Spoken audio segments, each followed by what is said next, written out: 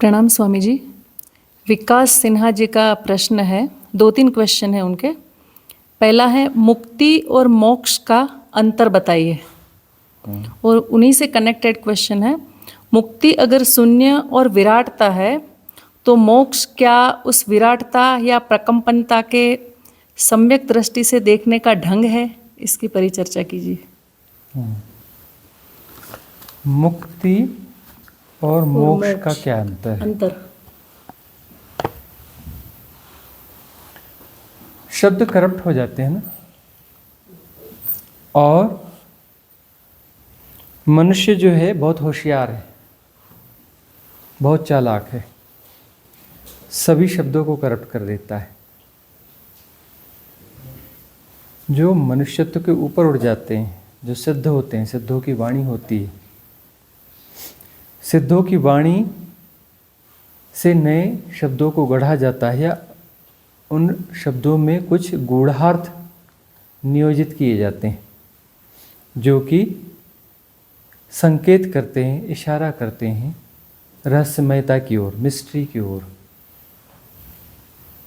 और चालाक मनुष्य क्या करता है कि उसे जो है करप्ट कर देता है। परमात्मा शब्द को करप्ट किया है ना, सत्य शब्दों को करप्ट किया, सभी शब्दों को करप्ट कर देते हैं। तो यह जो है मोक्ष शब्दों को भी करप्ट कर दिया गया। मोक्ष शब्द करप्ट हुआ तब फिर जो है बुद्ध को ढूंढना पड़ा कोई नया शब्द। मोक्ष शब्द ने काम करना बंद कर दिया था, तभी बुद्ध को नया शब्द ढूंढना पड़ा। उन्होंने ढूंढा फिर शून्य। ठीक है ना।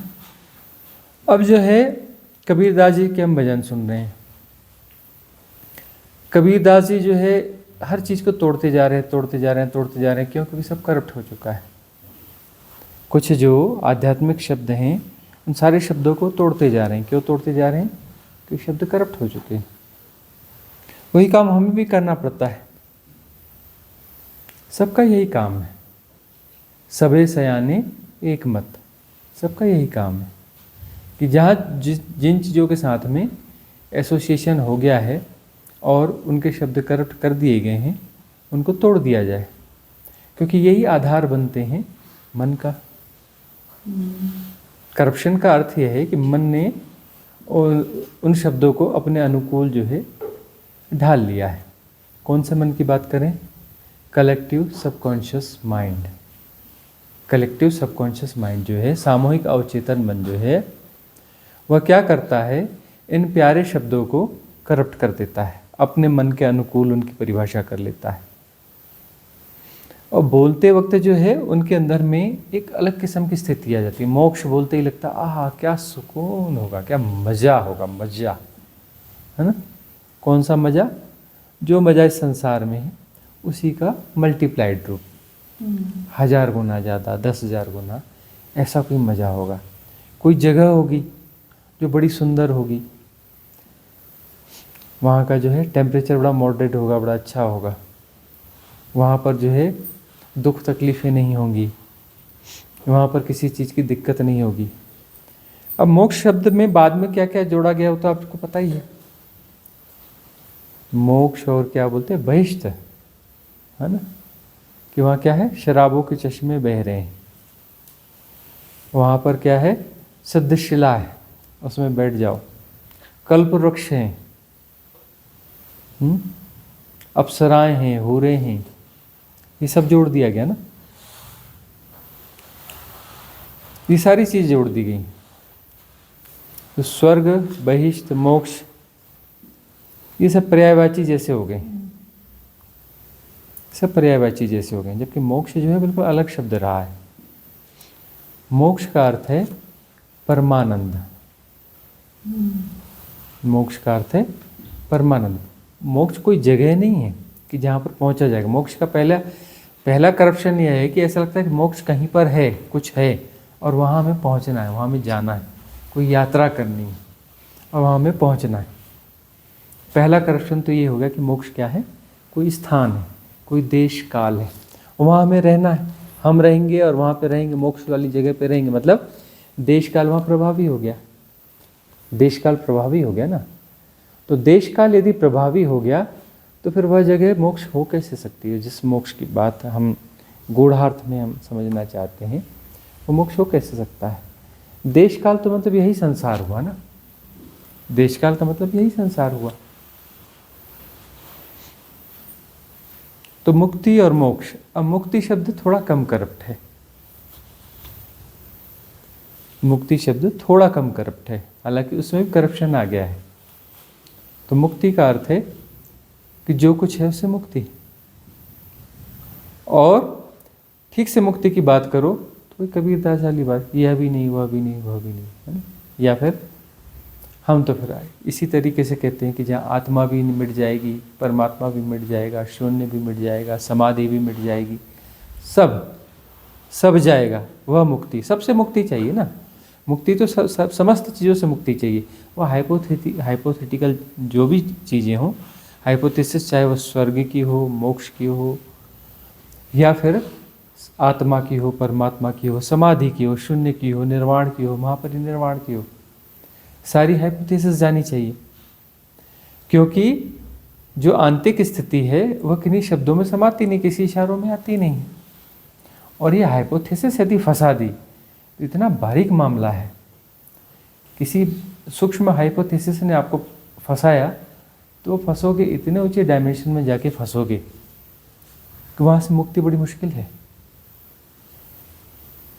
वहाँ से मुक्ति बहुत मुश्किल है। वहाँ समय का बोध भी अलग होता है और लंबा फंसोगे, वहाँ जा कर के बहुत लंबा फंसोगे। वहाँ की फंसावट भी अलग किस्म की फंसावट है। सब जेल ही तो है, लेकिन वो वीआईपी जेल है। तो वीआईपी जेल है तो फिर वहाँ से निकलना भी मुश्किल काम है। यही माया फंसा देती, जबकि यहाँ तो दुख ही दुख है। शरीर है तो शरीर में रोग है, राई है, ऐसा आदमी ढूंढना मुश्किल है। युवा हैं, उनके साथ में भी रोग लगे हुए हैं, बच्चों के साथ रोग लगे हैं, न जाने कितनी तकलीफ, मौसम की तकलीफें हैं। कहीं बैठ जाओ तो कहीं मच्छर काट रहे हैं, कहीं कुछ है, कहीं आराम हो पा रहा है, कहीं नहीं हो पा रहा है, तरह तरह की तकलीफें हैं। तो ये जो है, इतनी तकलीफों के बीच में, दुख के बीच में रहकर भी माया मोह नहीं टूटता। यहाँ रहकर भी माया मोह नहीं टूटता, तो वहाँ पर रह के माया मोह कैसे टूटेगा? वहाँ बेहोशी, एक अलग किस्म की बेहोशी होगी, वो बेहोशी टूटेगी कैसे? तो मुक्ति और मोक्ष में अंतर की बात करें तो मोक्ष का शब्द अलग तरीके से करप्ट हुआ है, मुक्ति थोड़ी कम करप्ट हुई है। तो मुक्ति से थोड़ा श्रेष्ठ शब्द हो गया है, मोक्ष की तुलना में थोड़ा श्रेष्ठ शब्द हो गया, क्योंकि ये करप्शन इसमें कम है। एक पार्ट इनका और था, क्या था इनका प्रश्न का? मुक्ति अगर शून्य और विराटता है तो मोक्ष क्या उस विराटता या प्रकंपनता को सम्यक दृष्टि से देखने का ढंग है? नहीं, ऐसा नहीं है। वैसे गूढ़ार्थ में तो मुक्ति और मोक्ष वही चीज़ें हैं, है ना। अब जो है मोक्ष शब्द को हमें भूल जाना चाहिए कि वो क्या है, क्यों है। वो करप्ट हो गया, जो शब्द करप्ट हो गया उसे भूल जाना चाहिए, उसे भूल ही जाना चाहिए, क्योंकि उस करप्ट शब्द को लेकर के चलोगे तो दिक्कत हो जाएगी, है ना। अब परमात्मा शब्द की जगह पर नए शब्द ढूंढे जाते हैं। अभी ओशो हुए, ओशो ने नया शब्द दिया, अस्तित्व, एग्जिस्टेंस। गढ़ना पड़ता है, सयानों को नए नए शब्द गढ़ने पड़ते हैं, या फिर किन्हीं पुराने शब्दों को फिर से प्राण देने पड़ते हैं, फिर से उन्हें गूढ़ार्थ उनमें समाहित करने पड़ते हैं। तो जिसे हम प्रतिसंवेदन शब्द के पीछे पड़े हैं, तो उसको फिर से प्रतिष्ठापित कर दें, प्रतिसंवेदन को उसमें गूढ़ार्थ नियोजित कर दें। ऐसे बहुत सारे शब्दों के पीछे हम लगे हुए हैं कि उनको जो है अलग तरीके से उनमें सम्यक अर्थों का नियोजन किया जाए, जो सम्यक इशारा बन सके। देखिए, जो साधक है उसे कुछ इशारा तो चाहिए ना, हाइपोथेसिस तो चाहिए, लेकिन करप्ट हाइपोथेसिस नहीं चाहिए ना। हाइपोथेसिस तो चाहिए, लेकिन हाइपोथेसिस भी करप्ट हो जाती है ना। तो ऐसी हाइपोथेसिस चाहिए जो कम से कम करप्ट हो। करप्ट तो होगी वह, प्योर हाइपोथेसिस तो हो नहीं सकती, करप्ट तो होगी, लेकिन कम से कम करप्ट हो। इसलिए नए शब्द ढूंढने पड़ते हैं। आत्मा परमात्मा शब्द तो बहुत बुरी तरह से करप्ट हो चुके हैं, मोक्ष शब्द भी बुरी तरह से करप्ट हो चुका है। तो इन शब्दों को जो है तिलांजलि देनी पड़ेगी, इनको विदाई देनी पड़ेगी, नए शब्दों के साथ में काम करना पड़ेगा जो सम्यक इशारे बन सकें। तो सम्यक इशारे हमारे भीतर कुछ पैदा करेंगे, कोई स्फुरण पैदा करेंगे वास्तविक मुक्ति के लिए, कुछ स्फुरण पैदा करेंगे। ये उन शब्दों में वह अनुगूंज समाई होनी चाहिए जो हमें प्रेरित कर सके डिजॉल्विंग के लिए, कंप्लीट डिजॉल्विंग के लिए। शिव तत्व को भी हम वापस जो है स्थापित करने की बहुत कोशिश कर रहे हैं। शिव को हटाकर शिव तत्व की बात कर रहे हैं, शिव को भी स्थापित करने की कोशिश है, शिव तत्व को हम ज़्यादा स्थापित करने की कोशिश कर रहे हैं। डिवाइन डार्कनेस करके इसे भी जो है उस शिव तत्व के साथ कोलोबरेट कर रहे हैं। क्यों? निर्वाती अनंतता, इनफाइनाइट वैक्यूमनेस, जो निर्गुण है, निराकार है, अजन्मा है, शाश्वत है, विक्षेप रहित है, देश काल के पार है, टाइम एंड स्पेस वहाँ नहीं है। तो इन शब्दों को प्रतिष्ठापित करने की कोशिश कर रहे हैं। तो इन चीज़ों को समझें कि जो शब्द करप्ट हो गए हैं उन्हें हमें तिलांजलि देनी पड़ेगी, विदाई देनी पड़ेगी, तभी बात बनेगी। अगला प्रश्न किसका? हाँ, उन्हीं का और एक प्रश्न है, शिव और विष्णु में भेद अभेद क्यों और कैसे हैं? ब्रह्मा विष्णु महेश एक ऐसा चलता शिव है। और विष्णु में, ठीक है, एक शब्द चलता है ब्रह्मा विष्णु महेश, है ना, और फिर यहाँ पर शब्द आ रहा है शिव और विष्णु, है ना। विष्णु शब्द जो है एक सांकेतिक शब्द है, एक सांकेतिक शब्द है, और सांकेतिक शब्द जो बैलेंस का है।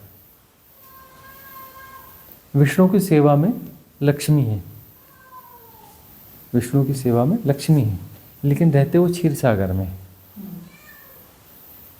उनकी सेवा में लक्ष्मी है, लेकिन रहते वो कहाँ पर है?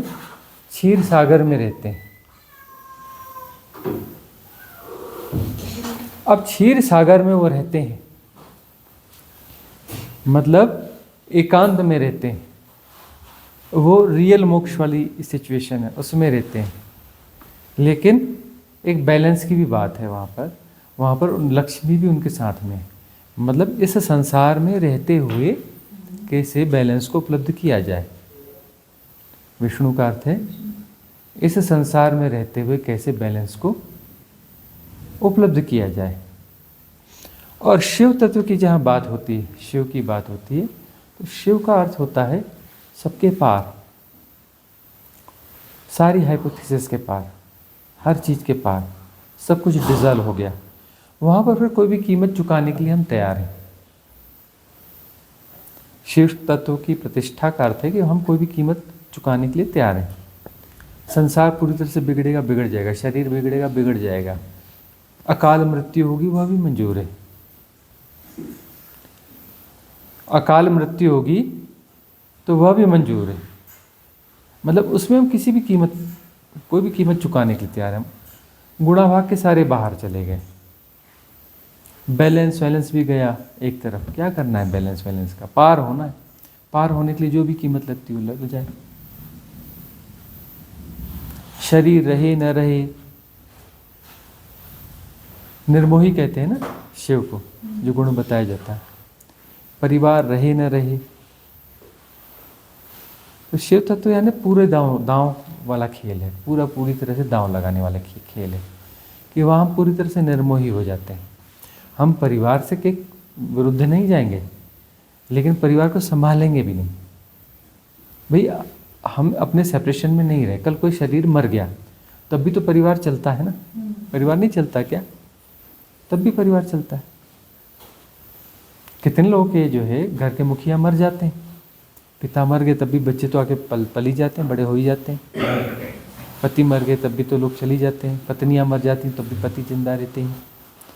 तो निर्मोही वाली अवस्था है कि वहाँ पर दांव पूरा खेला जाता है, परिवार के विरोध में नहीं है, लेकिन परिवार को संभाल भी नहीं रहे। जो सहजता से होगा सो होगा, नहीं होगा सो नहीं होगा। प्रायोरिटी पूरी पूरी साधना है, उसमें जो है बाकी चीज़ें जो छूटती हैं छूट जाएं। नौकरी छूटती है, व्यापार छूटता है, डूबता है या होता है, जितना सहजता से हो रहा है तो ठीक, नहीं हो रहा है तो ठीक। वहाँ पर जो है पूरी तरह से निर्मोही है। ये शिव का संकेत इस प्रकार से, विष्णु का संकेत उस प्रकार से, बैलेंस वाला। तो विष्णु वाली बातें ज़्यादा होती हैं कि ठीक है अपने परिवार को भी संभालो, है ना, संसार को संभालो, अर्थव्यवस्था को संभालो, सबको संभालते हुए चलो। तो यह जो है विष्णु का युग है विष्णु का युग। और सुनते कौन से हैं? बम लहरी, शिव शिव और क्या क्या है, शिव के भजन हम ज़्यादा सुनते हैं, लेकिन युग विष्णु का है। आकर्षण शिव का है, आकर्षण शिव का है और बात विष्णु की ज़्यादा है। ओशो ने भी जोरबादी बुद्धा का कॉन्सेप्ट कुछ दिया है ना? हाँ, वो तो वही है ना? जोरबादी बुद्धा उस बैलेंस की बात है। हाँ, अभी देखो आप, उन्होंने संकेत दिया कि यह युग ऐसा है, इसलिए उन्होंने जोरबादी बुद्धा का कंसेप्ट दिया। 2 मालाएं दी जाती हैं, एक रुद्राक्ष की, एक तुलसी की माला। देखो संकेत ढूंढते आना चाहिए। उन्होंने तुलसी माला दी अपने सन्यासियों को, रुद्राक्ष की माला नहीं दी है, तुलसी माला दी। रुद्राक्ष की माला दे सकते थे, उन्होंने नहीं दी, तुलसी माला दी। संकेत दिए, कोई समझ पाए तो समझ पाए, ना समझ पाए तो ना समझ पाए। उन्होंने क्यों तुलसी माला दी? तुलसी माला, तुलसी यानी विष्णु।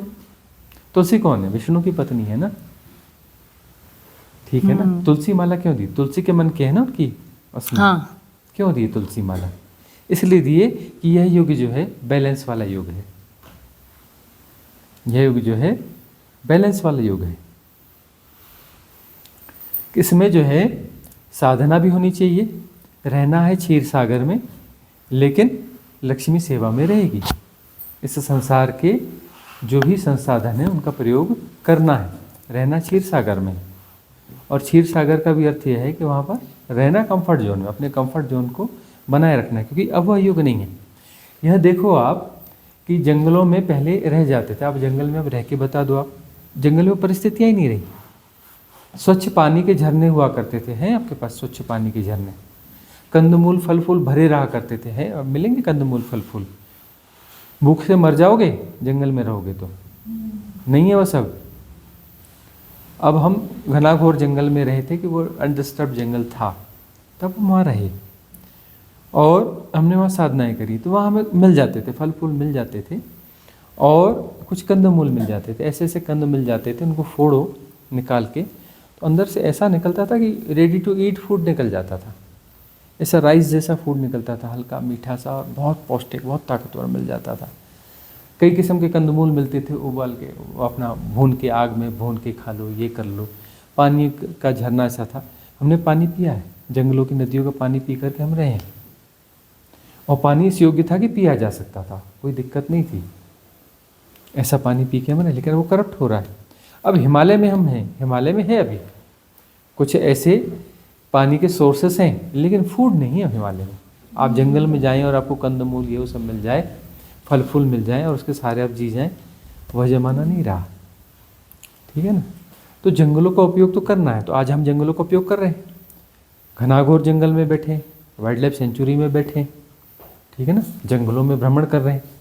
लेकिन रहने के लिए हमने बैलेंस बना लिया, रहने के लिए हमने सुविधायुक्त घर ढूंढा है, बड़ा घर है, सुविधायुक्त है, जो आज के संसाधन है वो हम कर रहे हैं, उपयोग कर रहे हैं। विष्णु यानी बैलेंस। हम जो है लकड़ी नहीं जलाएंगे, हम गैस ही जलाएंगे, जंगलों को नुकसान नहीं पहुंचाएंगे, है ना। लकड़ी जला के जंगलों को क्यों नुकसान पहुंचाएंगे। जो भी संसाधन इनका हम प्रयोग करेंगे, संसाधनों का प्रयोग करेंगे और साधना वही करेंगे। साधना जंगल की साधना है।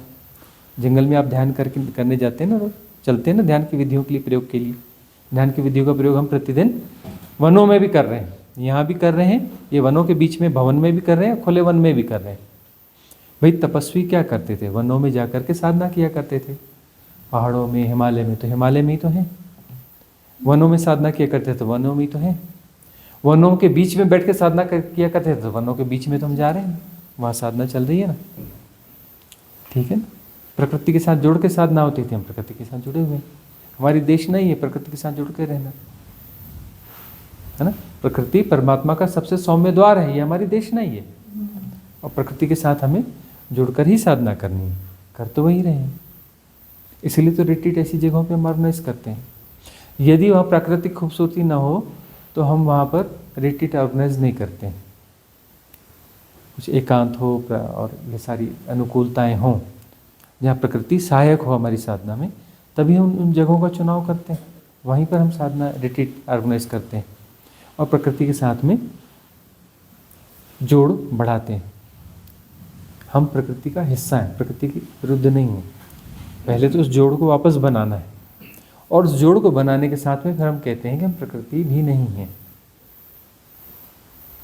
वह भी एक बात है कि हम प्रकृति से भी ऊपर उठेंगे, लेकिन पहले इस कड़ी को तो जोड़ा जाए। पहली हमारी मूलभूत भ्रांति यह है कि हमारा बिहेव ऐसा हो चुका है कि हम जैसे प्रकृति का हिस्सा नहीं हैं। अब प्रकृति के साथ हम, भाई पशु पक्षी सब प्रकृति का हिस्सा है और हम प्रकृति का हिस्सा नहीं है, ये कैसा हो गया भाई? अरे हम भी प्रकृति का हिस्सा हैं, जैसे पशु पक्षी हैं, बाकी चीज़ें वैसे हम प्रकृति पे राज करना चाहते हैं। अरे अपने बड़े हिस्से पे हम राज करना चाहते हैं। पहली बात तो छोड़ो, प्रकृति के प्रेम में पड़ो, उस पर राज मत करो। हाँ, वनों को नष्ट करना है, वन्य जीवों को परेशान करना है, यह करना है, उल्टे सीधे काम है ना, और इससे सेपरेशन ज़्यादा मजबूत हो रहा है। तो सेपरेशन को तोड़ने की पहली कड़ी क्या है कि हम जो है प्रकृति के प्रेम में जाएंगे। प्रेम हमें विस्तार देता है। अब प्रकृति के साथ जुड़ेंगे तो हम विस्तारित हो जाएंगे, फैलना सीखेंगे ना। प्रेम हमारे जीवन में बढ़ेगा, वही प्रेम फिर हम ऊपर उठेंगे तो वही प्रेम परमात्मा हो जाएगा। जो विस्तार हमने सीखा प्रकृति के साथ जुड़ करके, यह विस्तार जो है जब प्रकृति से ऊपर उठेंगे तो फिर परम हो जाएगा। लर्निंग तो यहीं से होगी ना, इसी क्लास से ही तो लर्निंग होगी ना। तो पहले प्रकृति से जुड़ना पड़ेगा, प्रकृति का विस्तार हमारा विस्तार हो जाए। इस क्षुद्रता छोड़ें, हम मनुष्य हैं जी, हम प्रकृति से ऊपर हैं, फिर मैं व्यक्ति हूँ, मनुष्य से भी नीचे मैं व्यक्ति हूँ। अपनी व्यक्तित्व को छोड़ना है, व्यक्तित्व को विसर्जित करना है। ये मनुष्यता, इसको भी विसर्जित करना है। प्रकृति सब एक है, प्रकृति के साथ जुड़ेंगे उतनी विराटता आएगी, तब जो है। इसीलिए हम चांद तारे पेड़ पौधे हरियाली फूल पत्ते इनके साथ इतने जोड़ने की जो बातें करते हैं, क्यों करते हैं? यहाँ विस्तारित होंगे हम, उनके प्रेम में पड़ना है तो हमें हमारा प्रेम भी विकसित होगा और हम विस्तारित भी होंगे। तो विस्तारित होंगे तो यही विस्तार फिर अगली छलांग में परिपूर्ण हो जाएगा, परम हो जाएगा। निर्वातीय अनंतता की छलांग लगेगी, तो उसमें यह सहयोगी है, यह विधि है। प्रकृति परमात्मा का सबसे सौम्य द्वार है। अगला प्रश्न आपका। प्रणाम स्वामी जी। सवाल समाज में अलग अलग तरीके से जो हत्याएं होती है उसके बारे में है। पहला सीन इस तरह से है कि एक सामान्य आदमी दूसरे सामान्य आदमी की हत्या करता है। दूसरी लेवल पर है एक सोल्जर बॉर्डर पे किसी को मारता है, वो भी एक किसी तरह से हत्या ही है। फिर तीसरा आता है कि एक धार्मिक कट्टर आदमी दूसरे इनोसेंट इंसान की हत्या कर देता है। और चौथा जो अल्टीमेट कहेंगे, जो कृष्ण ने अर्जुन को युद्ध भूमि पर मारने के लिए कहा, तो जहाँ तक मेरे द्वारा समझ में आता है कि वो भी एक तरह से हत्या ही थी, तो उसको भी हत्या काउंट करते हुए ये 4 सीन में देखा गया। तो स्पिरिचुअल परिणाम इसका क्या होगा, और इसके रिलेशन में ब्रह्म हत्या और पाप, इसमें मार्गदर्शन चाहते हैं। पहला है एक सामान्य आदमी ने सामान्य आदमी की हत्या करी। यस, सामान्य आदमी ने सामान्य आदमी की हत्या करी। इसमें यह होता है कि वो अपने दमन को जी रहा है। अपना समाज एक व्यवस्था देता है, उस व्यवस्था में आप अपने आप को ठीक से एक्सप्रेस नहीं कर पाते, अभिव्यक्त नहीं कर पाते। आपको लगता है इस व्यक्ति को गाली देना है, लेकिन आप गाली नहीं दे पाते। यह व्यक्ति बुरा है, लेकिन आप उसे बुरा नहीं बोल पाते, है ना। समाज में कुछ व्यक्ति आपको जो है गलत तरीके से प्रेशराइज कर रहे हैं, मिसयूज़ कर रहे हैं, लेकिन आप उनका विरोध नहीं कर पाते। तो एक सामान्य आदमी के अंदर में क्रोध भीतर भीतर उबलता रहता है। उसको यह नहीं सिखाया गया कि कैथारसिस कर लो, जिब्रिश करो, कैथारसिस करो और अपने क्रोध को आकाश में विसर्जित कर दो। तो यह सिखाया नहीं गया। अब उसके अंदर में वह चीज़ पनप रही है। वह क्रोध जो है इधर उधर होते होते होते कभी अचानक विस्फोट होता है और वो किसी की हत्या कर देता है। उस समय फुली वो हैक है, अपने सबकॉन्शियस माइंड के पैटर्न्स से इस तरीके से हो चुका है और वो पैटर्न्स इस प्रकार से हो चुके हैं, जो क्रोध और बदला लेने की जो भावना है उससे बने हुए हैं, और वो किसी की हत्या कर देता है। उस हत्या से वह उन सारे पैटर्न्स को रिलीज़ करना चाहता है, वह रिलीज़ कर देता है, लेकिन रिलीज़ करने के बाद फिर से रिग्रेट में फंस जाता है कि अरे मैं तो करना नहीं चाहता था, मैं तो इसे मारना नहीं चाहता था, लेकिन मार दिया। लेकिन अब वो जो है, ये जो सप्रेशन है, सप्रेशन इस तरीके से आगे होता है कि बात बिल्कुल बिगड़ जाती है। जो दमन है ना, समाज जो बनता है तो समाज के नीति नियम नैतिकताएं वो सब दमन पे आधारित होती हैं, और दमन ही दमन है। आप अपने आप को ठीक से अभिव्यक्त नहीं कर सकते। हर समाज की, अच्छा सब जैसे भारतीय समाज है, यूरोपियन समाज है, इस हर समाज की अपनी अपनी कुछ खासियतें हैं, कुछ स्वतंत्रताएं हैं, कुछ बाध्यताएं हैं, कुछ दमन के प्रति प्रेरित करने वाली उनकी व्यवस्थाएं हैं। तो हर जगह कुछ अलग अलग किस्म के दमन होते हैं। जैसे काम का दमन जो दक्षिण भारत में और दक्षिण एशिया में थोड़ा ज़्यादा है, कि आप अपने काम को जी नहीं सकते, उसको आप जी नहीं पाते अपने काम को, कि आपको कहीं पर किसी से प्रेम है, उस प्रेम को अभिव्यक्त करने के लिए आपको डरना पड़ता है। समाज से कोई देखेगा तो वो आपके सामान्य जीवन को डिस्टर्ब ही कर देगा। और बड़ा सहज सा प्रेम है, ये सहज सा आकर्षण है, लेकिन उसको इस तरीके से किया गया कि यह बहुत बुरी चीज़ है, ऐसा है वैसा है। वो किसी और के सामने होगा तो लगेगा नहीं गड़बड़ बात है, ऐसा है वैसा है। तो ऐसे बहुत सारी चीज़ें हैं। तो उसमें जो है ये दमन जो है, ये दमन धीरे धीरे, अब कोई किसी व्यक्ति को प्रेशराइज कर रहा है, गुंडागर्दी है, ये है वह है, उसका आप विरोध नहीं कर सकते। आप करने भी जाएंगे तो वो कुछ करेगा भी तो कोई उसको आपके समर्थन में खड़ा नहीं होगा। वह चीज़ें आप झेल रहे हैं, कहीं कुछ झेल रहे हैं, तो झेलते ऐसी स्थिति आ जाती है कि वो क्रोध पनपते कभी जो है ब्लास्ट हो जाता है और हत्या हो जाती है। हत्या का कारण यही होता है, आम व्यक्ति जो हत्या करता है वो इसी तरीके की हत्या करता है। उस हत्या में अब होता यह है कि वो रिग्रेट से भर जाएगा, रिग्रेट से भरेगा ना, रिग्रेट से भरेगा तो रिग्रेट उसको कर्म प्रारब्ध बनेगा। रिग्रेट का मतलब कर्म प्रारब्ध बनेगा। अब वो फिर से जन्म लेगा और वो सोचेगा कि मैं अगले जन्म में उसका कुछ बेनिफिट करूं, क्योंकि व्यक्ति इसका तो इतना दोष था ही नहीं, ज़बरदस्ती मैंने इसको मार दिया है ना। अब उसे वो चीज़ भी पूरी स्पष्ट नहीं है कि ना कोई मरता है ना कोई पैदा होता है, ऐसा कुछ तो स्पष्ट है नहीं। उसको तो लगता है कि मैंने मार दिया, मुझसे तो पाप हो गया मतलब तभी रिग्रेट से भर रहा है। अब रिग्रेट से भर चुका है तो अब उसे जो है जन्म लेना पड़ेगा, फिर से जन्म लेना पड़ेगा, और वहीं जन्म लेना पड़ेगा कि जहाँ उसने जन्म लिया है, और अगले जन्म में जाकर उसका मित्र बनेगा, भाई बहन बनेगा, पिता बनेगा, कुछ भी बनेगा। और क्या होगा कि वह उसे जो है उसे सहयोग करेगा, किसी न किसी प्रकार से उसके अच्छे के लिए काम करेगा और उस पाप को धोने की कोशिश करेगा। ये भगवान महावीर ने इसके बारे में कहा है ना कि जो है तुम जो है लोगों के जो दान करो, पुण्य करो, या इसलिए करो कि तुमने जो पाप किए हैं वो धुल रहे हैं। दान करना कोई अच्छी बात है ऐसा सवाल नहीं है। दान करने से तुम अपने पुराने कर्म प्रारब्ध क्लियर कर रहे हो।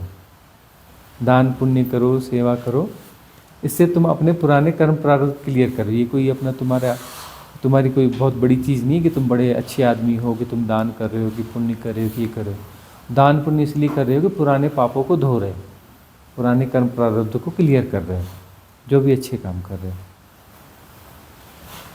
अब दूसरा क्या था, दूसरी हत्या क्या है? Soldier at border. हाँ, बॉर्डर पर जो सोल्जर हत्या कर रहे हैं, बॉर्डर पर जो सोल्जर हत्या कर रहे हैं वो भी हत्या ही है ना? लेकिन इस हत्या में एक ऐसी बात है कि उनके अंदर में रिग्रेट नहीं है। रिग्रेट मतलब कम होता है लेकिन कम होता है। उनको लगता है हम ड्यूटी करें। वहाँ तो व्यक्ति किसी से किसी प्रकार से रिलेटेड है ही नहीं, वो तो देख रहा है और गोली मार रहा है। वो जिनको गोली मार रहा है, क्योंकि तो कई लोग को गोली मार रहा है, उनको देख भी नहीं पाता कि गोली मारी किसको। वो गोली, उसकी गोली से हत्या हुई है नहीं है यह भी उसको कंफर्म नहीं होता कि उसकी उसी की गोली से हत्या हुई। बहुत सारा तो ऐसा ही होता है। अंदाजे सब इतने दूर के हथियार हैं, इतनी दूर तक मार करने वाले हथियार हैं कि वो मार करता है। अब कोई मिसाइल छोड़ रहा है, उसको तो पता ही नहीं इस मिसाइल से लोग मरे भी कि नहीं मरे, मरे तो कितने मरे और नहीं मरे तो कितने नहीं मरे, उसको कुछ पता ही नहीं होता है ना। ऐसे ऐसे बम फोड़ते हैं, उन्हें पता ही नहीं चलता कि कितने मरे, और उन्हें अपनी ड्यूटी करनी है। इसमें जो है रिग्रेट बहुत कम होता है।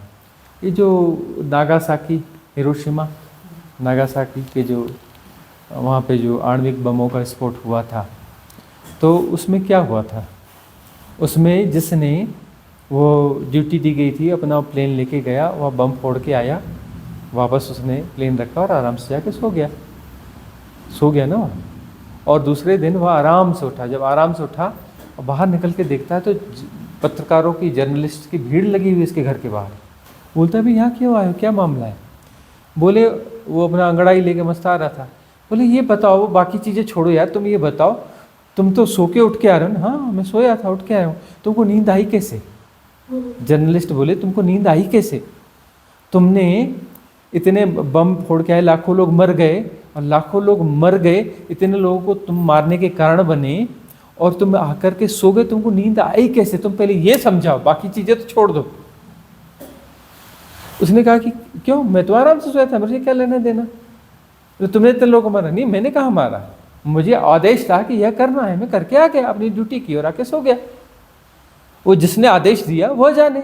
उसने कहा ऐसा ऐसा करना है, मैंने ऐसा ऐसा कर दिया, इसी की मेरी ड्यूटी है, मेरे पास कोई गुनाह भाग नहीं है इसका। इससे क्या हुआ, किसको नुकसान हुआ, क्यों नुकसान हुआ, वो जाने, जिनने बोला था। मुझे क्या लेना देना, उनने आदेश दिया कि ऐसा करो, हमने ऐसा कर दिया।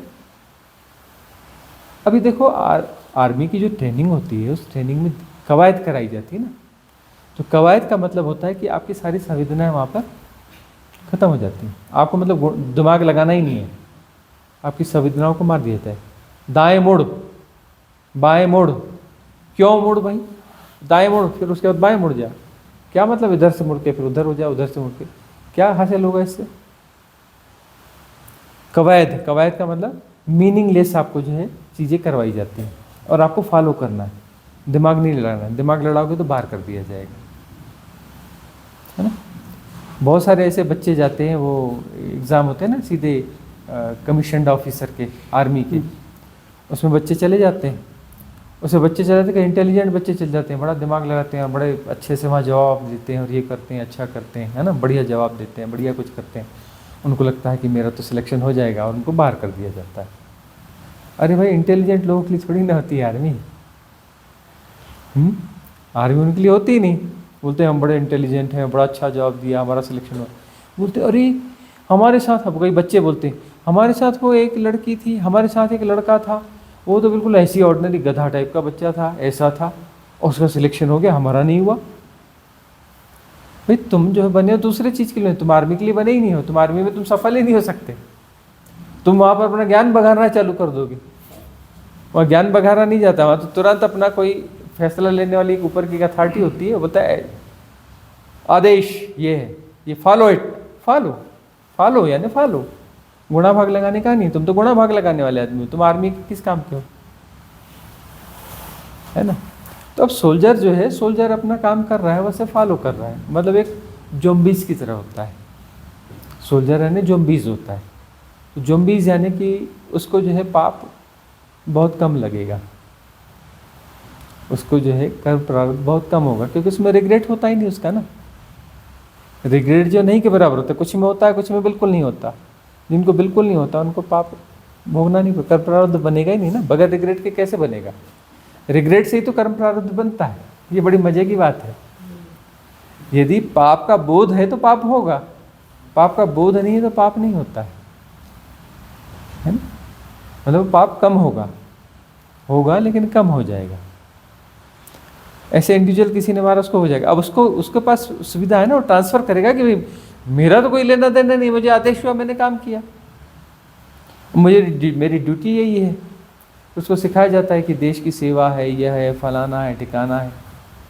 इसलिए जो है जैसे वो इसमें देखो ना, आतंकवादियों को तो कुछ और सिखाया जाता है कि तुमको जो है इससे क्या मिलेगा, सवाब मिलेगा, तुम जो है इससे स्वर्ग में जाओगे। तुम कहाँ जाओगे? स्वर्ग में जाओगे, तुम्हें सवाब मिलेगा, इससे तुम्हें जन्नत मिलेगी, है ना। ये सिखाया जाता है, शहीद हो जाओ, शहीदों को जन्नत मिलती है। तो इस प्रकार से वो फुसलाया जाता है ना। अब फुसलाया जाता है तो उसमें क्या होता है कि उनको लगता है कि हम तो बस उसके लिए काम कर रहे हैं, हालांकि वो इससे ज़ॉम्बीज़ हो जाते हैं। अब ज़ॉम्बीज़ हो जाते हैं तो फिर उनकी मुक्ति तो संभव है नहीं। जो ज़ॉम्बीज़ हो गया, ज़ॉम्बीज़ की मुक्ति कैसे संभव है? वो तो अगला जन्म भी उसका ऐसा पथरीला सा जन्म होगा, वो मनुष्य शायद तो वह पतित होके मनुष्य से नीचे की योनि में चला जाएगा।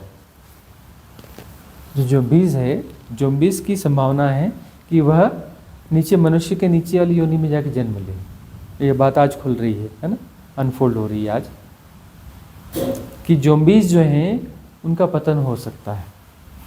वह एक जन्म से ज़्यादा के लिए भी नीचे जा सकते हैं। जनरली एक जन्म में जाकर के वापस हो जाते हैं, लेकिन ज़्यादा ज़ॉम्बीज़ हैं वो 2-3 जन्म भी पशु योनि में वापस बिता सकते हैं।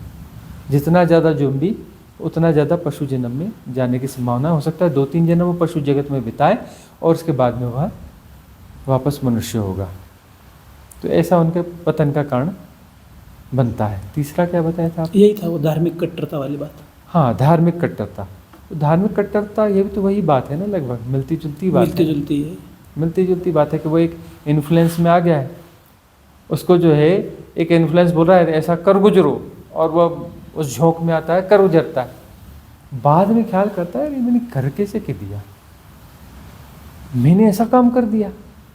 उस समय उसको ख्याल नहीं आता भाई मैंने ऐसा काम कर दिया, विश्वास नहीं होता उसको खुद पे, मैं ऐसा कर सकता हूँ, मैंने ऐसा कर दिया। उस समय इन्फ्लुएंस में रहता है, रिग्रेट बनता है वहाँ पे, वो तो भोगना पड़ता है। धार्मिक कट्टरता वाला तो भोगना पड़ेगा, रिग्रेट वहाँ बनता है, रिग्रेट वहाँ बनता है।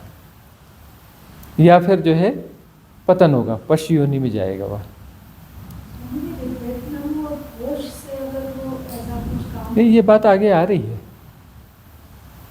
अगला है श्री कृष्ण द्वारा अर्जुन को द्वारा हाँ, दिया था। ये उसमें आ गया ना कि कृष्ण ने अर्जुन से कहा तू होता कौन है मारने वाला, तू अपना गुणा भाग क्यों लगा रहा है, तू तो निमित्त है। तू जिन्हें मारने वाला है, तू ये मत सोच कि तू उन्हें मारने वाला है, ये मर चुके हैं पहले ही, तुझे सब औपचारिकता पूरी करनी है, ये ऑलरेडी मर चुके हैं, तुझे सिर्फ अपनी औपचारिकता पूरी करनी है। तू होता कौन है मारने वाला, तू निमित्त है, इनकी मृत्यु तय है। वह उस स्थिति को बता रहे हैं कृष्ण, इनकी मृत्यु हो चुकी है, जो उनके भाग्य में, उनकी कुंडलिनी में ज्योतिष के हिसाब से जो मृत्यु की तिथि और समय है वो बिल्कुल निश्चित हो चुका है। उनका कर्म प्रारब्ध के हिसाब से जो होना है बिल्कुल तय है कि इस समय में इनकी मृत्यु होनी ही होनी है। और तू इन्हें सोच रहा है कि तू मारेगा, तू होता कौन है मारने वाला, तो मरने ही वाले, तुझे सिर्फ निमित्त के रूप में उपयोग किया जा रहा है, तू सिर्फ निमित्त है। तू कर्ता मत बन, कर्ता बनेगा तो पाप तेरे सिर पे आ जाएगा, और मरना उन्हें ही है, मरना ही पड़ेगा, और इस तरीके से ही मरना पड़ेगा। तू यदि कर्ता बनेगा तो पाप तेरे सिर पे आ जाएगा। तू निमित्त है, तू कर्ता नहीं है, तू नहीं मार रहा है, तेरे द्वारा कुछ घट रहा है और वो मरेंगे। तू है ही नहीं बीच में, तू बीच में आ क्यों रहा है, तू कहाँ है, तू कौन है? अरे तेरे से घटेगा, तू कुछ है ही नहीं। अर्जुन है ही नहीं बीच में, कौन अर्जुन बीच में? वहाँ पर कुछ घटने वाला है और उस घटने में वो मारे जाएंगे। तू बीच में मत आ, तू कर्ता मत बन। यदि तू कर्ता बन गया तो तेरे सिर पे पाप आ जाएगा, और तू कर्ता मत बन, क्योंकि वो मरे हुए हैं। तो अकर्ता होकर प्रतिसंवेदित हो, कर्ता होगा मतलब प्रतिसंवेदित होगा। प्रतिसंवेदित होगा का अर्थ है कि तो निमित्त बनेगा, तो निमित्त बनेगा। उस प्रतिसंवेदन से कुछ घटने वाला है। तू कर्ता बनेगा तो शायद फिर तू इतने लोगों से युद्ध जीत भी नहीं पाएगा, तू हार जाएगा, है ना? करने वाले सब हार जाते हैं। यदि तू कर्ता बनेगा और कर्ता बन के युद्ध लड़ेगा तो तेरे जीतने की संभावना भी नहीं है, तू हार भी जाएगा। तू कर्ता मत बन, प्रतिसंवेदित हो, सब हो रहा है होने दे, तेरे माध्यम से कुछ होने वाला है, तो निमित्त है और बहुत कुछ हो जाएगा। उनके समझाने का आशय यह था। और यदि वह, चूंकि धर्म युद्ध है, मतलब उसमें जो है उनके साथ जो नाइंसाफ़ी हुई थी वह वास्तविक नाइंसाफ़ी थी, और दूसरा पक्ष जो है वो कहीं से भी जरा भी मानवीय दृष्टिकोण के लिए तैयार नहीं था। तो अब मामला यह था कि उनको अपने न्याय के लिए नहीं लड़ना था।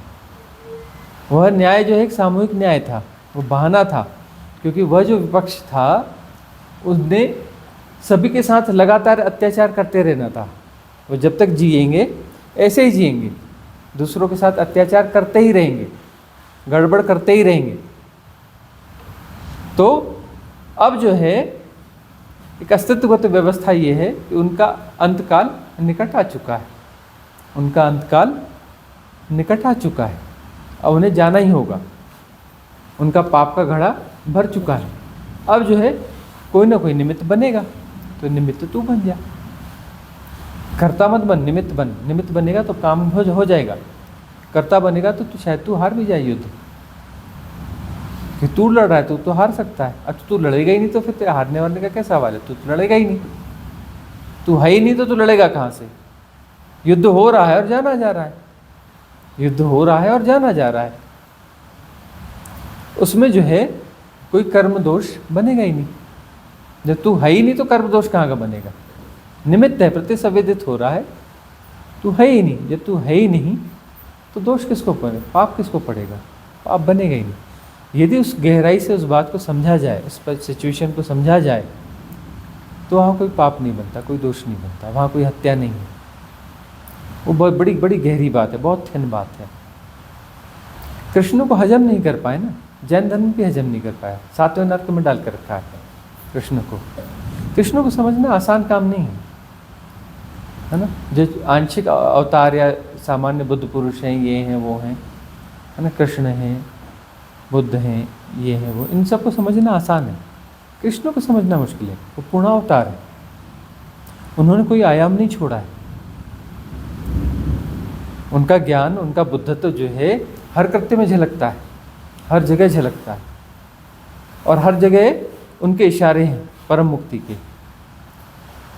तो इतना ज़्यादा कॉन्फ्लिक्ट है उनकी, उसमें इतना ज़्यादा कॉन्फ्लिक्ट है कि वो हजम होते ही नहीं है। उनको हजम करना बहुत मुश्किल काम। हमें लगता है हम कृष्ण को समझ गए, कृष्ण को कहाँ समझा गया है? कृष्ण को समझने की बहुत समय चाहिए, अभी पक्की नहीं है मानवता कृष्ण को समझने के लिए। गीता के खूब टीकाएँ हैं, ढेर भर टीका हैं, और गीता पर बहुत प्रवचन होते हैं, नहीं समझा गया है। पहली बार तो ओशो ने गीता को थोड़ा ठीक ठीक कुछ आयाम दिए, पहली बार हुआ है। कृष्ण को समझना, हजम करना बहुत टेढ़ा मामला है। हाँ, अगला कुछ आप बोले। ब्रह्म हत्या क्या है फिर इस सब में? ब्रह्म हत्या एक शब्द आता है, तो ये क्या है फिर? ब्रह्म हत्या के बारे में उल्टी सीधी बातें होती हैं। देखो, ब्रह्म हत्या का तो सीधा सीधा एक अर्थ होता है कि जो ब्रह्म में लय हो चुका है उसकी हत्या हो। एक ऐसे ही जो है उपलब्ध सिद्ध पुरुष जा रहे थे, मौन में थे। वो क्या 1847 है ना, 1857 युद्ध हुए थे जिसमें, हाँ, है ना, क्रांति, हाँ, क्रांति का उठाव 1857 है ना, बराबर।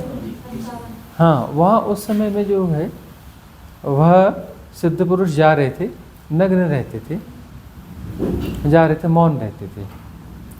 तो जो है आर्मी जो है उसकी, अंग्रेज़ों की आर्मी ने समझा कि जासूस है और उनको पकड़ लिया, पकड़ करके उनसे पूछताछ करी। वो मौन थे तो मौन ही रहे, अपने इसमें सताया, ये किया होगा, मौन ही रहे।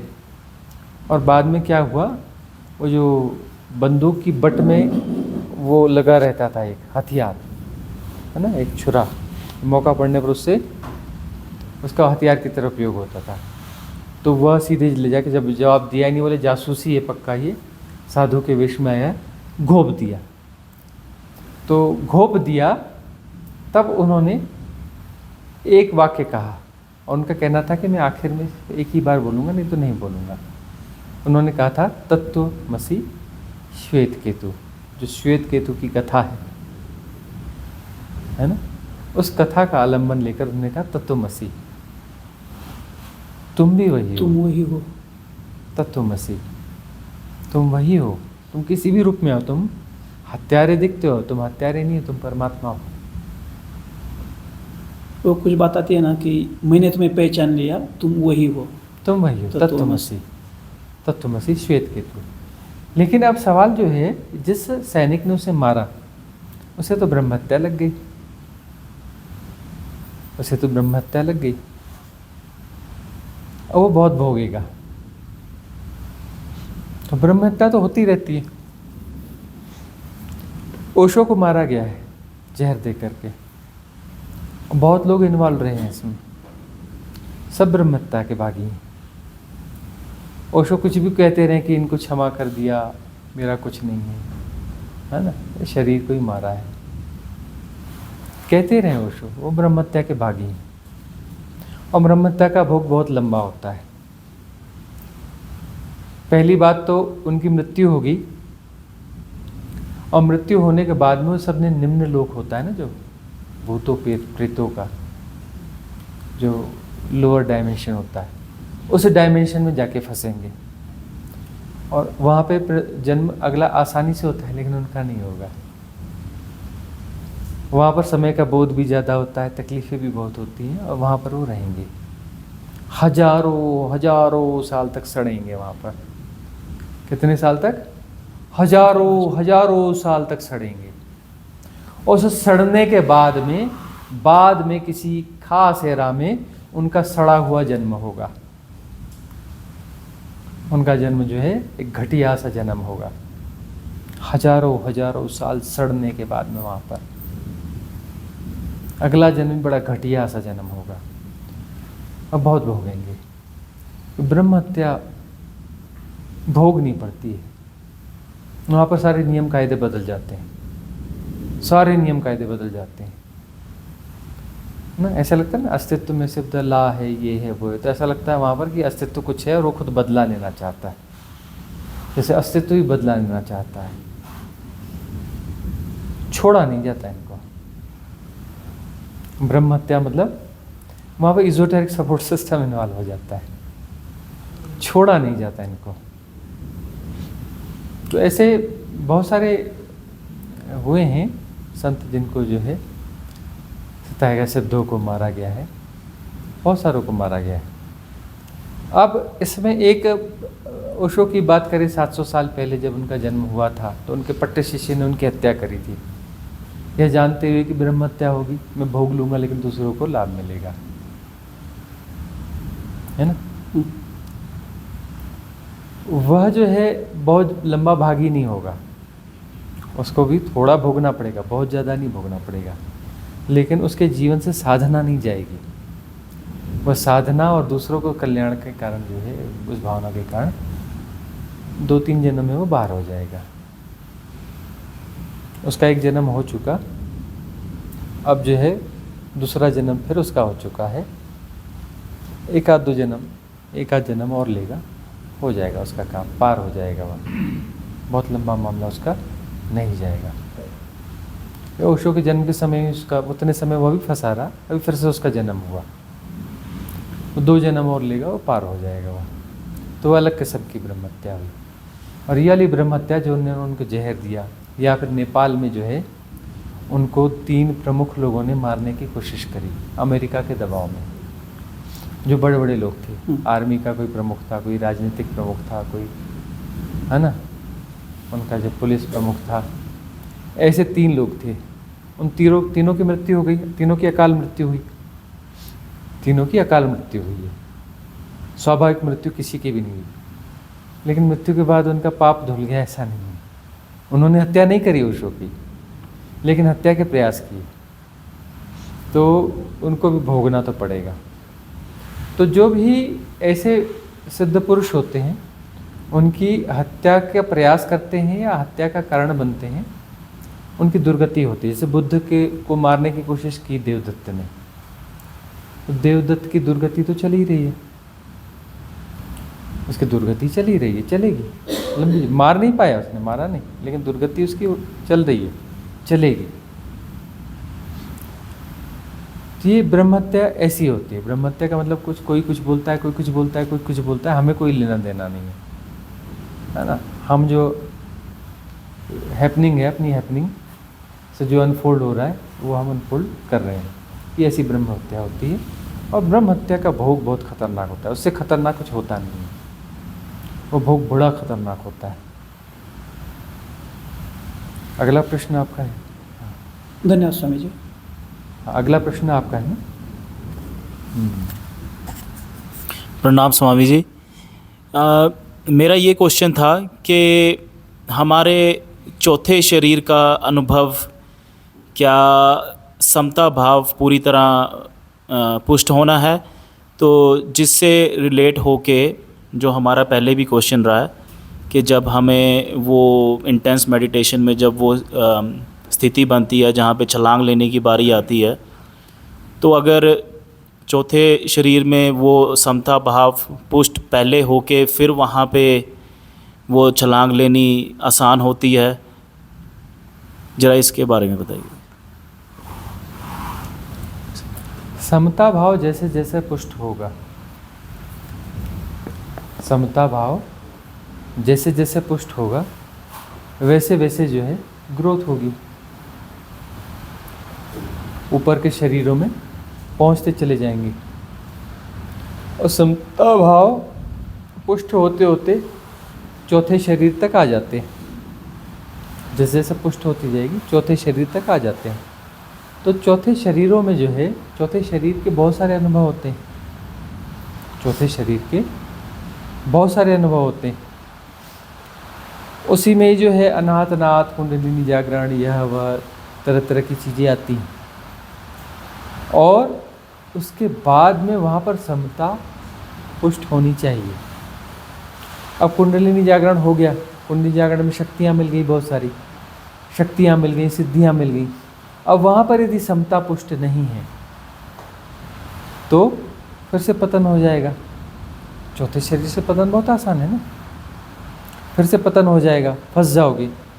वहाँ यदि समता पुष्ट है कि सिद्धियाँ आ रही हैं, शक्तियाँ आ रही हैं, है ना, और उन शक्तियों और सिद्धियों के बावजूद, उन शक्तियों और सिद्धियों के बावजूद समता पुष्ट बनी हुई है और सिद्धियों का दुरुपयोग नहीं किया जा रहा है, उनका दुरुपयोग नहीं किया जा रहा है, तब जो है वह ऊर्जा जो सिद्धियों में चली जाती, जो इधर उधर व्यस्त हो जाती, वह ऊर्जा कैसी हो गई? संरक्षित हो गई, है ना, व्यर्थ की दिशा में भटके नहीं।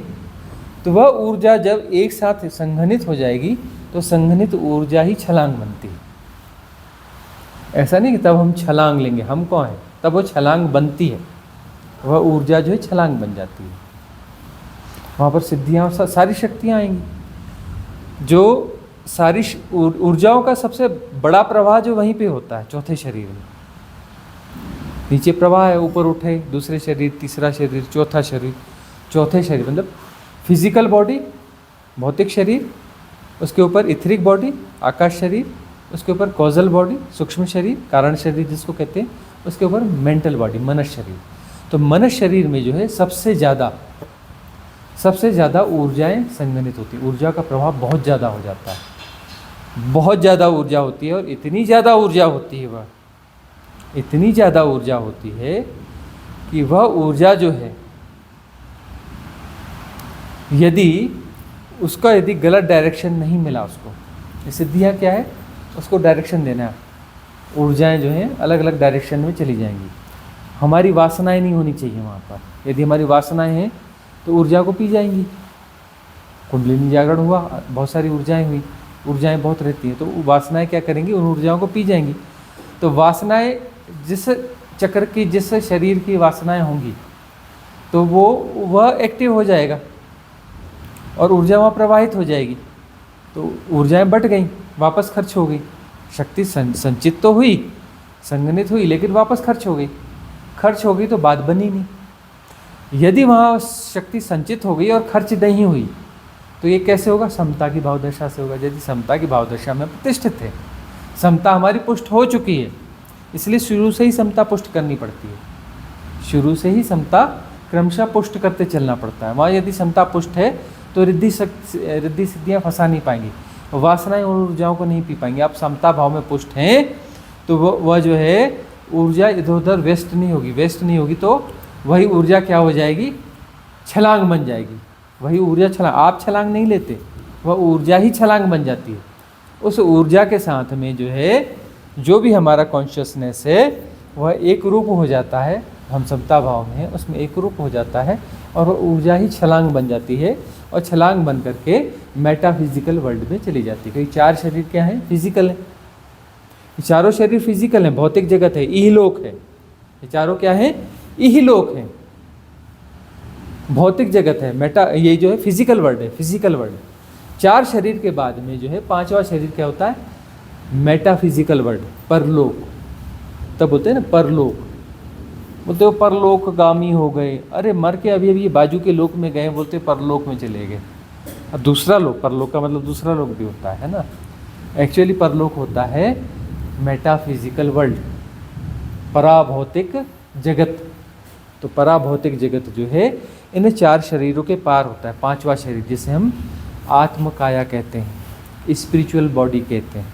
पांचवा शरीर आत्म शरीर है ना, आत्मकाया। वहाँ से मेटाफिजिकल वर्ल्ड स्टार्ट होता है, वहाँ से पराभौतिक जगत शुरू होता है और ये भौतिक जगत से हम पार होते हैं।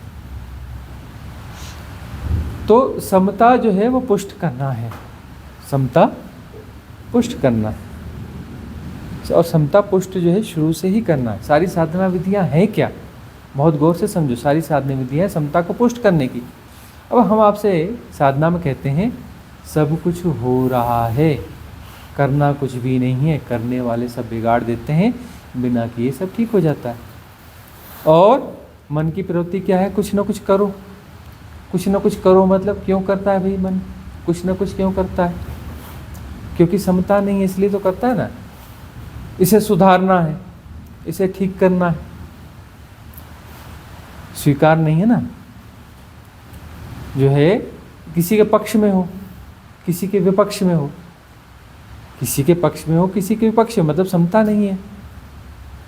पक्ष विपक्ष क्यों है, द्वंद्व क्यों है, द्वैत क्यों है, क्योंकि समता नहीं है। समता का मतलब द्वंद्व और द्वैत के मुंह पर बैठे, न कुछ सुधारना है, न कुछ मैनिपुलेट करना है, न कुछ करना है। करने का सवाल ही पैदा नहीं होता है।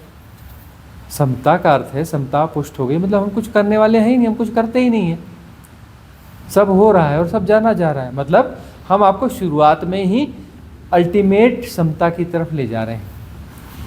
हम आपकी समता पुष्ट करने का ही प्रयास करते हैं। हमारे रिट्रीट में यही किया जा रहा है, आपको आपकी समता पुष्ट की जा रही सीधे अल्टीमेट लेवल पे। हम ग्रेजुअल की तो बात ही नहीं करते, हम सीधे अल्टीमेट लेवल पे ही सीधे कोशिश कर रहे हैं कि आपकी समता पुष्ट हो जाए। सब हो रहा है और सब जाना जा रहा है। जानना भी अप्रयास से, प्रयास करोगे तो तुम पैदा हो जाओगे, कर्ता हो जाओगे। कर्ता का मतलब तुम पैदा होगे, पैदा होगे तो समस्या पैदा होगी, तुम ही तो समस्या हो। कुछ ना कुछ गड़बड़ करोगे। कर्ता का मतलब कुछ ना कुछ करेगा, जो भी करेगा गड़बड़ी करेगा। कर्ता जो भी करता है गड़बड़ी करता है, करने वाले सब बिगाड़ देते हैं।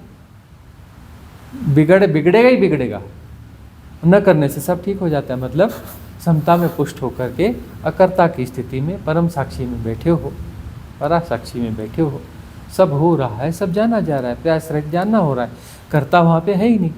कर्ता यदि वहाँ पे है ही नहीं तो फिर वहाँ कुछ बिगड़ेगा ही नहीं। समता पुष्ट हो गई, तब जो है सब हो रहा है तो सब परफेक्ट भी हो रहा है ना। वही परम स्वीकार होगा ना, एवरीथिंग इज परफेक्ट, सब परफेक्ट हो रहा है, तभी तो स्वीकार होगा। परम स्वीकार होगा तभी तो समता होगी, है ना। समता पुष्ट हो गई मतलब सब स्वीकार है, जैसा का तैसा स्वीकार है ना। जैसा का तैसा स्वीकार है तभी तो समता पुष्ट हुई ना। इसका मतलब है जो है सो है, एवरीथिंग इज परफेक्ट, जो है सो है, मतलब सब परमात्मा ही है, और परमात्मा जैसा है परफेक्ट है, परमात्मा गलत हो नहीं सकता। अस्तित्वगत रूप से जो जैसा होना चाहिए वैसा ही है, परफेक्ट है, यही परमात्मा है।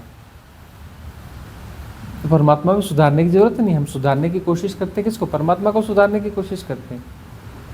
करता क्या कर क्या रहा है? करता परमात्मा को सुधारने की कोशिश कर रहा है। परमात्मा को बोला बे तेरे को पता नहीं है, ऐसे नहीं ऐसे करते हैं, है ना।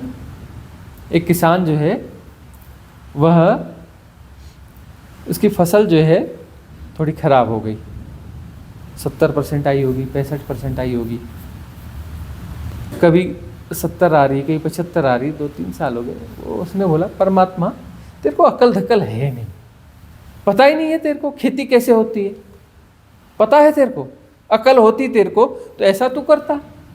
कभी 65% हो रही, कभी 70% हो रही, कभी 75। अरे तुम एक बार मेरे हाथ में दे के देख, एक बार, एक सीज़न मेरे हाथ में दे दे, ये जो वर्षा कैसी होनी चाहिए, ऋतु एक सीज़न मेरे हाथ में दे दे, 1 साल के लिए मेरे हाथ में दे दे, मैं तेरे को खेती करके बताता हूँ कि देख खेती कैसे होती है, कैसे जो है मैं 200% फसल निकाल के बताता हूँ तेरे को तो अकल धकल है नहीं, दुनिया चलाने में मशहूर है, तेरे को क्या मालूम खेती बाड़ी कैसे होती है, कितना टेक्निकल काम है। तो अब वो कोई जमाना रहा होगा, परमात्मा ने कहा कि अरे इतना बोल रहा है, चल भाई ठीक है। उसने कहा कि भाई ठीक है, मैं भी सीख लूँगा अभी तेरे से, 1 साल तेरे को दे दिया, चल तू कर ले, है ना। 1 साल का पूरा ऋतु तेरे हाथ में दे दिया, अब तू करना, फसल तू भी अच्छी निकालना, सबकी फसल अच्छी होनी चाहिए। बोले अरे तू चिंता मत कर, किसान ने कहा परमात्मा से, तू चिंता मत कर, मैं तेरे को करके बताता हूँ, और बराबर तू निगरानी करना, सीख लेना। 1 साल में तेरे को करके बता रहा हूँ, फिर दोबारा तू ऐसे ही करना, ठीक से करना, मैं तेरे को बराबर सिखा देता हूँ 1 साल। परमात्मा ने कहा ठीक है भाई, तेरे हाथ में। फिर अपना बड़े हिसाब से बताता था, इस समय बारिश होना, हाँ बारिश हो जा, इतनी बारिश होना, हाँ हो गया, रुक जा।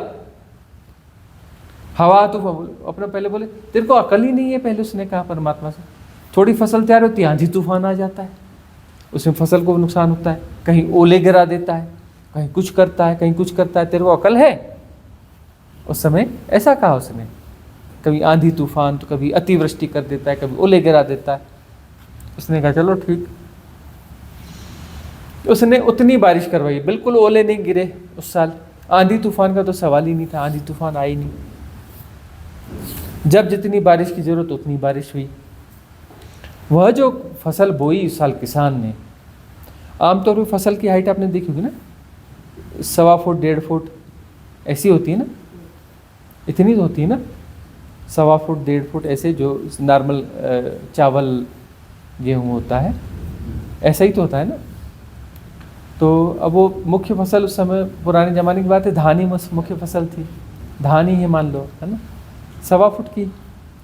अब वो जो धान है उस साल जो है वो बढ़ती जाए, 2 foot 2.5 foot 3 foot 4 foot 5 foot, और वो परमात्मा को बोलता देख रहा है, सीख ले, देख कैसे फसल बड़ी होती है, सीख। हाँ, कभी मैंने नहीं देखी, किसी ने नहीं देखी 1.25 फुट से ज़्यादा धान की फसल को। देख 3 फीट हो गई, देख 4 फीट हो गई, देख 5 फीट हो गई, आदमी डूब गए इसके अंदर में। खेतों में आदमी नहीं घुस सकता, आदमी के ऊपर जो है फसल चली गई, देख सीख ले। परमात्मा को क्या बोलता था रोज, देख सीख, ऐसे होती है फसल, ऐसे ऋतु चलाई जाती है, ऐसे बारिश कराई जाती है, अकल है तेरे को? और जो है खूब उसमें जो है वो धान के वो आए, धान का जो फल आता है ना, खूब आए, बिल्कुल लद गया, सब कुछ लद गया बराबर। और ना आंधी तूफान भी नहीं आया तो गिरने का सवाल ही नहीं था, तने भी पुष्ट हो गए थे, खूब हो गया। फसल काटने की बारी आई, उसने बोला देख लिया परमात्मा, आज मैं चला फसल काटने के लिए। और वो गया फसल काटने, उसे फसल काटी और देखा, उसको लगा कुछ गड़बड़ है। क्या गड़बड़ है? उसने फिर उसको उठाया, कुछ दानों को दबा के देखा, वो दब रहे थे, उसको मसला, पोचे पोचे दाने थे तो बड़े बड़े थे, कैसे बड़े बड़े, लेकिन कैसे थे? पोचे पोचे थे। वह पोचे पोचे दाने जो है उसमें दाना था ही नहीं। तब वो रोने लगा और बोले, देख परमात्मा क्या हो गया, गड़बड़ हो गया, ये हो गया। उसने कहा, अरे गड़बड़ हो गया तो तू ही बता क्यों हुआ। भाई मैं तो बीच में था ही नहीं, मैंने तो जिम्मेदारी पूरी हटा ली थी, सब कुछ तेरे हाथ में ही दिया साहब, तू बता क्या हो गया। बोले फसल तो बढ़िया हुई है, 1 नंबर हुई है, इतना बड़ा हो गया, इसमें दाने आए नहीं, ऐसा क्यों हो गया। मैं कहा, ओ परमात्मा बोले, तू ही बता ना ऐसा क्यों हुआ। बोले, मुझे तो समझ में आ नहीं रहा है, अब तुम ही बता दो भाई। परमात्मा ने कहा, देख जो है ना, संघर्ष जरूरी होता है। सब कुछ जो है एकदम परफेक्ट होना जरूरी नहीं है। जो परफेक्ट लगता है ना तुझे, वो परफेक्ट है नहीं। परफेक्ट होने के लिए ये सब जरूरी है, संघर्ष जरूरी है, आंधी तूफान भी जरूरी है, ओले भी जरूरी हैं। उस संघर्ष में जो है, उस संघर्ष की परिस्थिति में उन पौधों में कुछ खास किस्म की एक बात पैदा होती है, एक क्वालिटी पैदा होती है। उस संघर्ष में जो है वो अपने आप को बचाने की जो कोशिश करता है, अपने बीजों को पुष्ट करता है, तब उन बीजों में जो है वो भार आता है, वह दूध भरता है, दाना भरता है। सब कुछ परफेक्ट होता है तो फसल ऐसी नहीं आती, सब पोचा रह जाता है। ये संघर्ष बड़ा ज़रूरी है। इस संघर्ष में उसमें वो क्वालिटी आती है। तो ये संसार ऐसा क्यों है? ये संसार में बहुत सारी गड़बड़ियाँ हैं, उल्टी सीधे करते हैं, उल्टी सीधी सारी चीज़ें चल रही हैं। गुंडे हैं, बदमाश हैं, चोरियां हैं, चकारियां हैं, छीन झपट है, जाने क्या क्या चल रहा है ना, जाने क्या क्या चल रहा है। तो ये सब जो चल रहा है, इस सब चलने से परफेक्टनेस आ रही है, व्यक्तित्व का विकास तभी हो रहा है। व्यक्तित्व का विकास तभी हो रहा है। अब एक बात बताओ, जो अमीरों के बच्चे हैं, जिनके जीवन में कोई संघर्ष नहीं होता, उनका व्यक्तित्व कैसा होता है? पोचा पोचा। उनको कोई जिम्मेदारी तो कर ही नहीं पाते, उनके हाथ में धंधा दो डुबा देंगे, लग्जरी में जिए ना, और फिर किसी काम के नहीं बचते। एक राजा के बेटों को राजपाट छीन के छोड़ दो तो क्या बनेगा? भिखारी बनेगा। क्या बनेगा? भिखारी। उसे कुछ नहीं आता, दूसरा काम उसे बनेगा ही नहीं। वो सिर्फ और सिर्फ भिखारी बन सकता है। राजा का बेटा जैसे राजपाट छीन लिया जाए तो भिखारी के अलावा कुछ नहीं बन सकता। वह मजदूरी भी नहीं आएगी, कोई भी काम नहीं बनेगा उससे, क्योंकि जिया किस में है? वह एकदम अनुकूलता में जिया है। तो प्रतिकूलताएं जो है व्यक्तित्व के विकास के लिए जरूरी है। अभी देखो कि जो बड़े अफसर बन रहे हैं, बड़े कुछ बन रहे हैं, या उसमें बन रहे हैं, कौन बन रहे हैं? जो संघर्षों से उठ रहे हैं, संघर्ष कर करके जो चलते हैं, वही जो है अच्छी जगह पे पहुंच पाते हैं। उनके व्यक्तित्व में कुछ क्वालिटी होती है, क्योंकि वो बड़े संघर्ष से चले। तो इस संसार में कुछ गलत है नहीं। यदि संसार में हम गलत देखते हैं, संसार में यदि हम गलत देखते हैं, तो हम समता पुष्ट नहीं कर सकते। समता कैसे पुष्ट कर पाएंगे? संसार में गलत कुछ है नहीं। एवरीथिंग इज परफेक्ट, यह बात क्लियर होना चाहिए। क्या? एवरीथिंग इज परफेक्ट, सब कुछ सब सही है। सही है, वो परम स्वीकार होगा, परम स्वीकार होगा तभी समता पुष्ट होगी। तो समता का पुष्ट करना आसान काम नहीं है, और समता यदि पुष्ट नहीं होगी, मुक्ति नहीं होने वाली, बुद्धत्व नहीं होने वाला, एनलाइटनमेंट नहीं होने वाला है। एनलाइटनमेंट के लिए समता पुष्ट होना जरूरी है। समता पुष्ट होने के लिए जो है सो है, उसको जैसा का तैसा स्वीकार करना है। परमात्मा की सबसे सुंदर परिभाषा क्या है? जो है सो है। जो है सो है, वही परमात्मा है। मतलब संसार जैसा है वैसा का वैसा ही परमात्मा है। इसमें सुधार करने के बाद में परमात्मा के गुण आएंगे तो ये बेकार की बात है। बहुत सारे लोग बोलते हैं दुनिया में इतना पाप क्यों है, परमात्मा है तो ये परमात्मा ऐसा गड़बड़ करता क्यों है, इतना पाप क्यों है, इतनी बुराइयां क्यों हैं, लोग है ना, आदमी आदमी के खिलाफ क्यों हैं, पशुओं की हत्या क्यों होती है, ऐसा क्यों होता है, वैसा क्यों होता है। तो समता भी पुष्ट नहीं है। अभी क्या करना पड़ेगा, अभी स्कूल का बस्ता बार बार उठाना पड़ेगा, स्कूल का बस्ता बार बार उठाना पड़ेगा।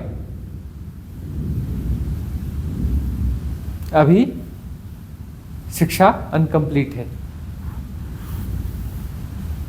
अगला प्रश्न आपका है।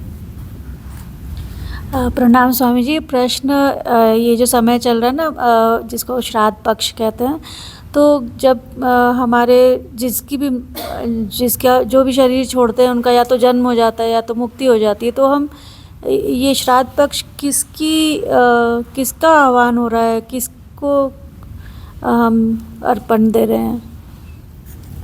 अब ये प्रश्न जो है, जो भावधारा बह रही है उससे बिल्कुल उलट दिशा में जा रहा है और समय भी पूरा हो रहा है। क्या करें इसका, इस प्रश्न का? हाँ, मजा नहीं आ रहा है ना इस प्रश्न में। इसको अलग से ले लेंगे। वैसे इस पे वीडियो है। जो बना है ना अभी, हाँ। किसी ने पूछा था ना। नहीं, वो जो है इस पे एक पर्टिकुलर बहुत पहले का, पिछले साल का वीडियो है, 1 साल पूर्व का वीडियो है और अभी उस पे चल भी रहा है। श्राद्ध पक्ष में लोग उसे देख भी रहे हैं। तो वो पिछला वाला वीडियो आप देख लो ना, उस पे इसी पे ही है, पितरों पर, श्राद्ध पर, इस पे ही है। और वीडियो आप देख लीजिए, उसमें यह बात है ही है। आपने सुना नहीं ना, इसलिए। तो आज की ये सभा यहाँ समाप्त कर लें, ठीक है कोई प्रश्न आपका? हाँ, एक प्रश्न चेतन जी का ले लेते हैं और उसके बाद में इसे समाप्त कर लेते हैं। हमारे जितने भी देवी देवता है, हाँ। तो ज़्यादातर देवियों के 4 हाथ दिखाए जाते हैं। हाँ। और देवों में जैसे राम है, कृष्ण है, तो 2 हाथ दिखाए जाते हैं। हाँ, तो 2 या 4 हाथ क्या जो प्रतीक है? देखो, राम और कृष्ण देव नहीं है। राम और कृष्ण जो मनुष्य हैं, है ना। और मनुष्य में हम उन्हें अवतार कहते हैं, है ना। तो अवतार का अर्थ ये है कि पिछले जन्मों में इनकी साधनाएं काफ़ी उच्च स्थिति में रही हैं, सगदागामी। अवतार किसको बोलते हैं? अवतार को समझ ही लेते हैं ना। अवतार का मतलब होता है जो, जैसे सगदागामी है, सगदागामी यानी उसका अगला एक जन्म और होगा, एक जन्म होगा और वो फाइनली क्या होगा, अंतिम जन्म होगा। तो वह कौन है? अवतार है। मतलब उसका अवतार है ना, डिसाइडेड है ना, जो सगदागामी और आगे अंतिम जन्म लेने के लिए आया है, तो वह कौन है? अवतार है। तो वह जो व्यक्ति है, अब मतलब उसमें भी अवतार का मतलब वैसा नहीं कि बस वो साधक होगा और मुक्त हो जाएगा। अवतार का मतलब वह, उसका सगदागामी होना इस हिसाब से तय है कि पिछले जन्म में ही वह परिपूर्ण था, लेकिन उसकी क्वालिटीज ऐसी थी कि इजोटेरिक सपोर्ट सिस्टम और divine cosmic energy support system ने उसे फंसाया कि यह सद्गुरु होगा, महान गुरु होगा। यह कौन होगा? सद्गुरु होगा और इसके माध्यम से बहुतों का कल्याण होगा। तो वह अवतार होता है। एक तो होते हैं केतु 12वें स्थान में है और वो तो ऐसे साधक होते हैं, कि इस जन्म में उनकी मुक्ति हो जाएगी। वह अवतार नहीं। अवतार का अर्थ यह है कि पिछले जन्म में ही पूर्ण योग्य था यह, लेकिन जो है अब इसका यह होना है कि इसने अब जो अंतिम जन्म लेना है, इस अंतिम जन्म में अंतिम बात तो होनी है, लेकिन इसके द्वारा कुछ विशेष डिलीवरीज होनी है ना, जो सभी मनुष्यों के लिए कल्याण के लिए काम आएंगी। तो ऐसे कल्याण पुरुष जो हैं वो अवतार होते हैं। तो राम और कृष्ण जो है ये अवतार है। और जो देवियां हैं, देवियां अवतार नहीं है। देवियां तो एक मिथ की बातें हैं ना, वह किन्हीं शक्तियों को सिंबॉलिक अर्थ रहते हैं। देवियां ने सिंबॉलिक रूप से कुछ शक्तियां होती हैं, जैसे आदिशक्ति। आदिशक्ति का क्या मतलब? कहाँ पैदा हुई आदिशक्ति? अब बोल देते हैं कि पार्वती आदिशक्ति है। क्यों कहा जाता है? क्योंकि शिव जो है, शिव ने जो देशना दी, वो देशना जो अल्टीमेट देशना है, तो उनको ही, उनके नाम से ही हम कुछ चीज़ें अभिहित करने लगते हैं। जैसे हमने जो है, जो अंतिम काया है, 7वीं काया है, बॉडीलेस बॉडी है, उसका नाम पिछली शिवरात्रि में क्या कर दिया? शिव काया कर दिया। क्यों? क्योंकि वो उनको सम्मान देना है, शिव को सम्मान देना है। उनको सम्मान जितना दिया जाए उतना कम है। हमारे हाथ में जितना है उतना तो हम सम्मान दे ही दें उन्हें, ठीक है ना। जितनी सम्मान उतना सम्मान हम दे दें।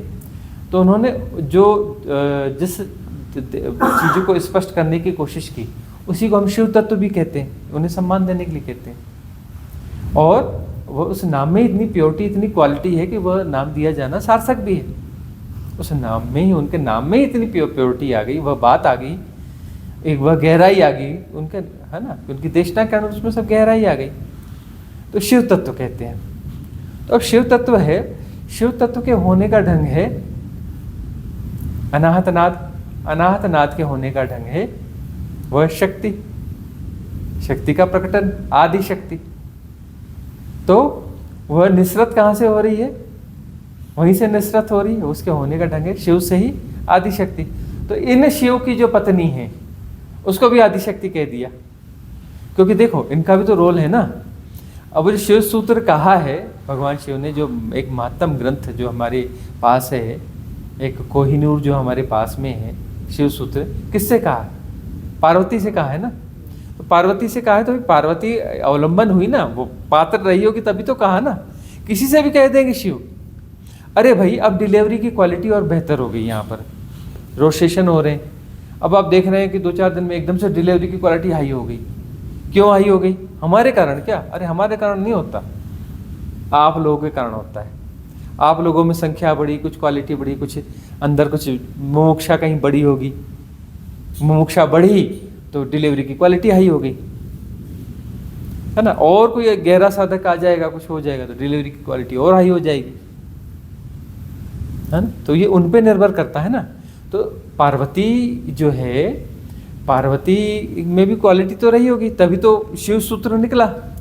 शिव सूत्र ऐसे किसी के भी सामने तो निकल नहीं सकता। भगवान शिव बोले कि मैं कुछ कहने वाला हूं, तो उनसे वो निकलेगा ही नहीं जब तक सामने उस पात्र मौजूद नहीं होगा कोई।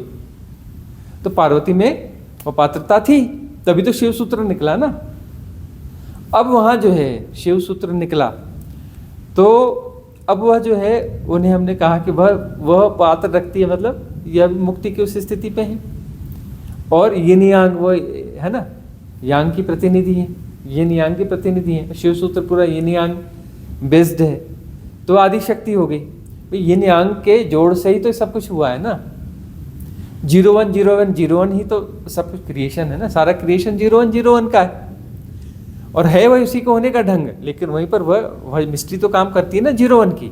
0 यानी शिव तत्व, 1 यानी पार्वती, या फिर आदि शक्ति कह लो, यिन और यांग, है ना। 010101 के कारण सब हो रहा है, ठीक है ना।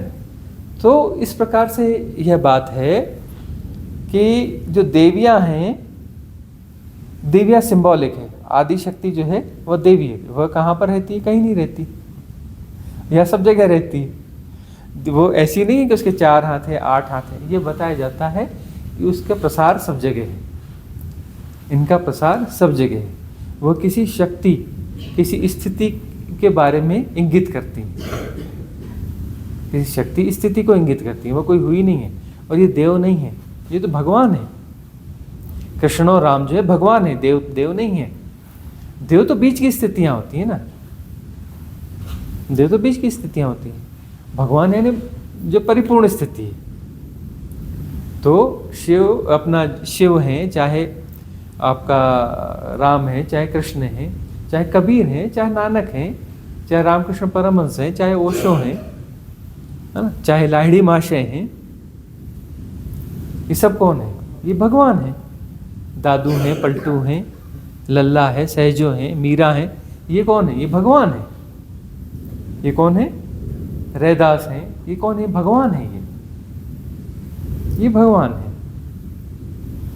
जो फ्लावरिंग होगी, भगवान का अर्थ है जिनकी फ्लावरिंग कंप्लीट होगी, भगवान है। भाई मनुष्य रूप में जन्मे हो, काहे के लिए जन्मे हो? और परमात्मा होने के लिए, है ना। जिनकी फ्लावरिंग हो गई वह भगवान है। ठीक है, तो आज की सभा यहाँ समाप्त करते हैं।